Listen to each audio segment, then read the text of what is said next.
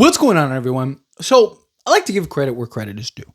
And talked about JJ Redick. Obviously, I've given pretty much every player on this team their flowers at this point because this team has just been playing very well at a high level. But I also think Rob Pelinka deserves some credit because he gets a lot of slack. Laker fans love to come for him. And, I talked about how his patience, right? Like a lot of the things that Rob Pelinka gets criticized for usually aren't even like his doing, right? Like the Russell Westbrook thing. I've broken that down a million times. He had nothing to do. He wasn't even thinking Russell Westbrook, right? Talked about. You can look it up. It exists. I did an entire video on it. I showed it during a live stream because people said that didn't happen, right? Like, again, LeBron James, Anthony Davis, and Russell Westbrook went to, I think it was LeBron's house. I think I was saying it Anthony Davis, but when we looked it up on a live stream, it was LeBron's house. They decided that they wanted to team up and play together. So then LeBron and AD said, I'll play the five again. It was all documented, right? They tell Jeannie, hey, get this done. Jeannie tells Rob, because Rob was working on all kinds. He was working on the Buddy Hield trade. He was working on, the DeMar DeRozan. Like, yes, there were questions if those were going to fall through or not, but he was moving to the next step. He had all kinds of things he was working out.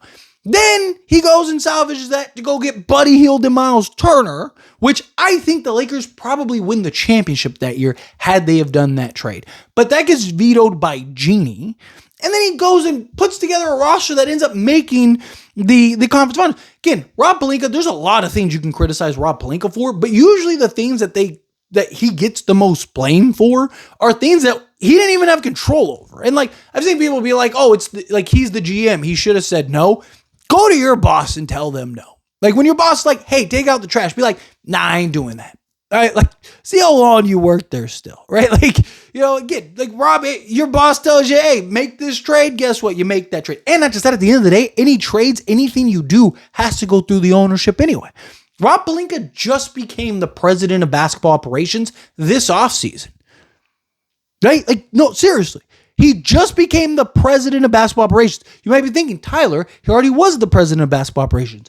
No, he wasn't, my friend. He was the vice president of basketball operations, right? Guess who was the president? Okay. So Rob Pelinka finally in his first year, and I even said it at the beginning of the offseason, we're finally going to get to see what Rob Pelinka can really do. And you know what he did? He got Marcus Smart, DeAndre Ayton. Words are hard. Names are hard. There we go. Jake LaRavia, right? Still has all his assets. Still can make some trades for some things we need.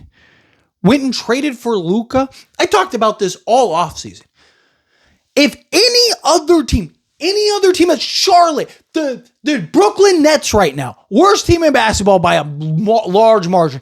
If tomorrow they got Luka Doncic and DeAndre Ayton in a 4-month span or whatever, is 5-month span or whatever, everyone would be talking about how they're the best team in all of basketball. And oh my God. And everyone would be talking about Rob Pelinka. Oh, I can't believe, look at Rob doesn't make a move again. And they just got, Rob Pelinka did that. And everyone just acted like it was nothing, right? Like the Luka thing was a pretty big deal. But like everyone was like, oh, DeAndre Ayton's trash. He's washed up. And I was like, okay, we're going to find out. One of us has been right so far. Look, it's early, right? I don't want to get too ahead of myself. But again, Rob Pelinka's done a much better job over the last few years. Earlier in his tenure, like he was very quick to make trades. Like he would take the first thing that's on the table and stuff. And a lot of times the Lakers would get fleeced, right? And he's learned to be more patient. He's learned to kind of let things marinate and take his time. A lot of people want to see him make trades during the offseason and stuff like that. And I know the last one he did was Patrick Beverley and stuff, but like if something's not there, it's not there. Like I'm a big believer of being patient. Talk about it all the time on this channel. The pendulum swing, all that stuff. You got to stay even keel, right? Like I'm somebody that believes in no trade is better than a bad trade. And I believe if the Lakers traded for Jake LaRavia, Marcus Smart, and DeAndre Ayton, the conversation narrative would have been completely different in the offseason. But because Rob Pelinka's patience paid off and he signed them for free, right? Everybody just went, bunch of bums. Oh, well, Lakers are 7-2, and those three guys have been the biggest factors and the biggest impact players on this team so far. right? Like, and they're all new additions.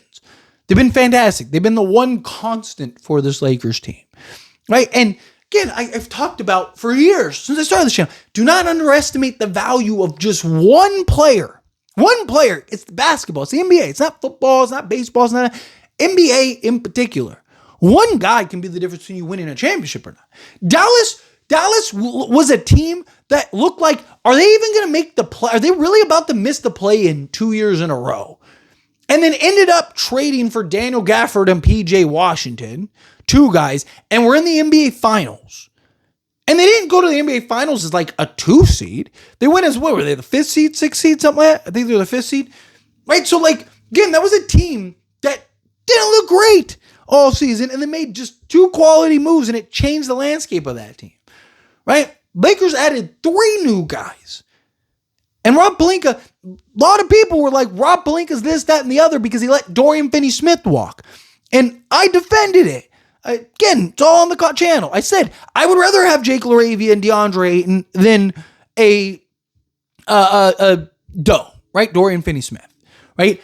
And I said, I think Jake LaRavia all around could be better, but a couple factors, right? One, you're not going to get the overall impact, like the non-box score stuff that Dorian Finney-Smith gives you.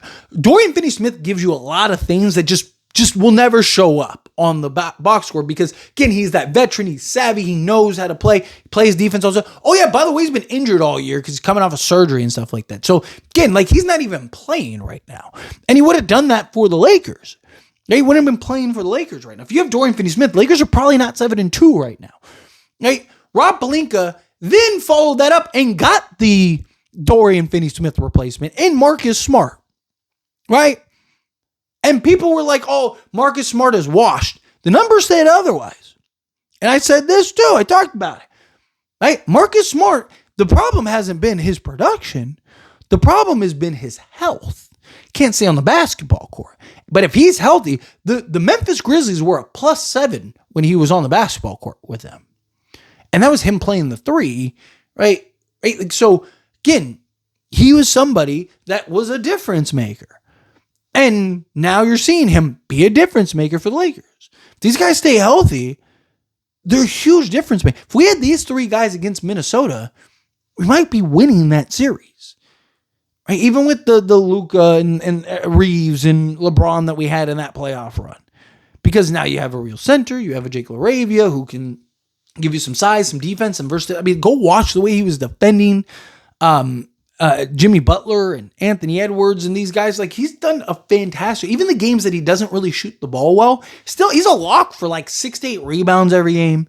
Right? He's giving you a couple assists as a swing man, right? Like, he's playing defense, he's doing the dirty work, he's making the hustle plays, right?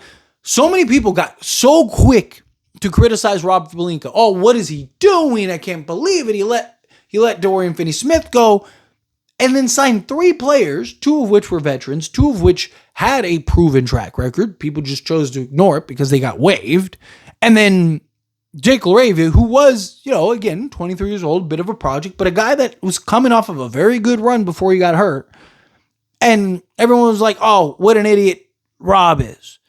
And it's like, okay, remove the names for a moment. You turned a guy who, yes, is a position we need, and we still could use a guy like Dorian Finney-Smith. Don't get me wrong. But you end up going and getting off of him and bring in the biggest position that you need because you literally don't have one, and DeAndre Ayton. And oh yeah, by the way, DeAndre Ayton's probably not just like a center, just for center's sake, but probably the best option you could have signed because of his skill set, what he does, and his ability to be a lob threat and play alongside Luka. You couldn't have traded for a better center, right? Like, so again, the Lakers got the ideal center and then also got a young, versatile 3-and-D swing man who is better offensively. He was a B on paper. He was the defensive player. Dorian Finney-Smith was. In some areas, he's actually better. But again, Dorian Finney-Smith, he brings a lot to the game besides just the box score and the stat sheet, right? And then, oh yeah, by the way, ended up signing Marcus Smart. Right? Got to give flowers where flowers are due. Now, again, it's very earlier in the season. Things could happen, but Again, Rob Pelinka did all of this, still has all of our assets, all of our expiring contracts, all the things we need to continue to make moves, right? Because Lakers still have some needs, don't get me wrong, right? It'd be like, we definitely could use another athletic 3-and-D wing, if not couple, if you can, even just kind of low tier guys, Matisse Thybulle, Haywood Highsmith, things like that.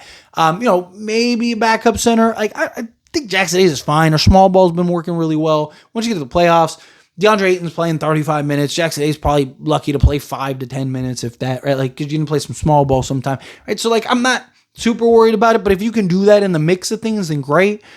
Again, like, you got to give flowers and credit where credit's due. You can't have it one way. Can't just, everything's Rob Pelinka's fault. He's the worst GM in all of basketball and an absolute trash, and what is he doing, and blah, blah, blah, blah, blah, blah. And then when he does do great and he does have success and the team is having success, now, will it have success to a championship level? We'll see. But the guy got Luka Doncic, DeAndre Ayton, Jake LaRavia, Marcus Smart, and still has a ton of assets and stuff to go make moves and trades. And he did that all in like a 4-month span. And everyone's just like, eh. All right. Anyway, as always, this is a discussion. Pass a question to you. Let me know your thoughts and opinions down in the comment. That being said, if you haven't liked this video, hit that like button. Else not, so we enjoy these types of videos. Truly appreciate it. Not subscribe channel, hit that subscribe button. Turn on the bell notifications. Appreciate y'all. See you in the next one. Thank you.